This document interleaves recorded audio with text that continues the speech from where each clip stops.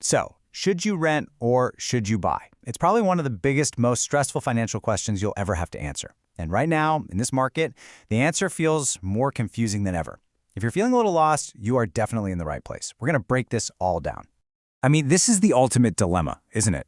You've got mortgage rates that are up, home prices that just won't seem to budge, and on the other hand, rent keeps climbing higher and higher. It is enough to make anyone's head spin. But don't worry. We're going to cut through all that noise and give you a really clear way to think about this. All right, here's our game plan. First, we're going to tackle the great debate itself. Then, we'll go way beyond just the monthly payment to look at all the hidden financial details.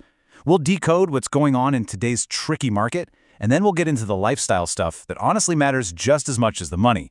And we'll wrap it all up with the key questions you need to be asking yourself to find your answer. Okay, first things first, let's just get this out of the way. There is no single correct answer for everybody. That's not what this is about. The whole point here is to figure out which path, renting or buying, really lines up with your finances, your lifestyle, and what you want right now. You know, most people start this whole process by comparing a mortgage payment to their rent. And look, that's a good starting point, but it is truly just the tip of the iceberg. The real financial picture is so much deeper than that. So let's look at the basic trade-off, right? When you're renting, you're essentially buying flexibility. You're protected from those surprise repair bills, and you can pick up and move pretty easily. But with buying, you're investing in an asset. You're building wealth through equity. But you're also the one who has to pay for every single thing that goes wrong. And that brings us to a really important concept. It's called the 5-year rule. You've probably heard this before, and there's a good reason for it. It's all about giving your home enough time to hopefully increase in value to cover the massive costs of just buying and selling a house. And here is why that rule matters so much. When you add up everything, the closing costs when you buy, the realtor commissions when you sell, you could easily be looking at 10% or even more of the home's price. Think about that. Your home's value has to go up by a full 10% just for you to break even. That's huge. All right, so on top of all those timeless financial rules, today's market adds a whole other layer of craziness to the decision. So let's try to decode what is actually happening right now. First up, interest rates. Now, they're not at their absolute peak, but they are still high. And what that means for you is simply a bigger monthly mortgage payment than we saw just a few years ago. It directly affects how much house you can afford, period. And at the same time, there just aren't a lot of homes for sale in a lot of places. This low supply keeps prices high, and it means that when you finally find a house you love, you're probably going to be in for some pretty tough competition. But hey, it's not just buyers who are feeling the pain. Renters have been hit with some pretty major price hikes lately too. That puts a real strain on your monthly budget, and for a lot of people, it makes the idea of a stable, fixed mortgage payment sound really good. It's just a tough spot to be in on either side.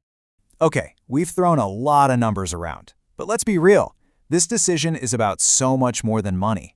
Where you live is deeply personal, and it has to fit the life you actually want to live. So renting might be the absolute perfect choice for you if flexibility is your #1 priority. You know, maybe your career could take you somewhere else, or you just want the freedom to try out a new city. Or maybe you just have zero desire to spend a Saturday fixing a leaky faucet. Renting is made for that lifestyle. On the other hand, buying is really for when you start to crave stability and control. It's for when you're ready to put down some roots, paint the walls whatever crazy color you want, and start building that long-term financial asset for your future. It's about creating your own home base. Okay, so you've heard all this information. How do you actually use it to make a decision? Well, it really just comes down to asking yourself a few very honest questions. First, and you have to be brutally honest here, how long are you really going to stay put? Are you confident you'll be in the same spot for 5+ years? Just keep that 10% transaction cost in your head.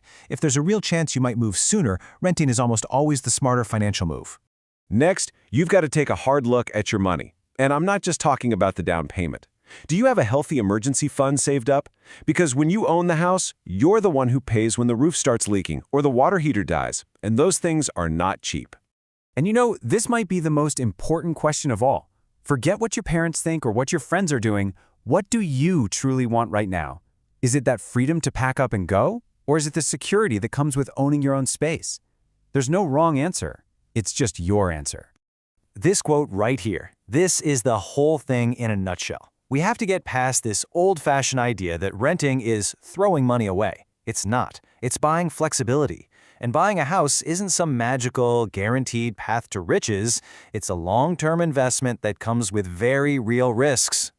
So, where does all this leave us? Here's the bottom line. The market is going to do what it's going to do. It'll go up, it'll go down. Interest rates will change. The one thing you have control over is you. So instead of trying to perfectly time the market, which is impossible, just focus on what's right for your timeline, your bank account, and your life goals. That's how you'll find your answer.